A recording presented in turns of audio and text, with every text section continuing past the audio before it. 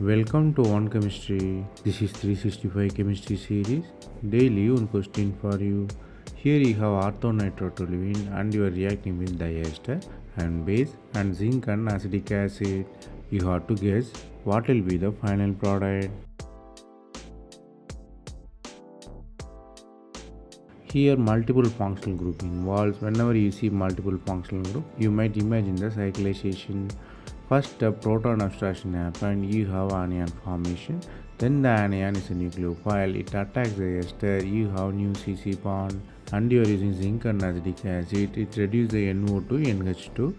Then the internal nucleophile is created, which is amine, which attacks, you have new NC bond. Then the conjugation created by water elimination. Finally, you have the aromatic product. Whole reaction driven by the aromaticity. The stable compound leads to the multiple steps.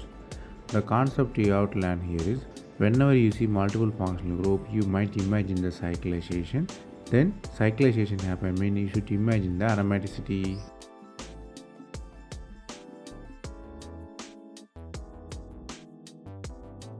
That's all from this video. Thanks for watching. If you have any suggestion, comment below.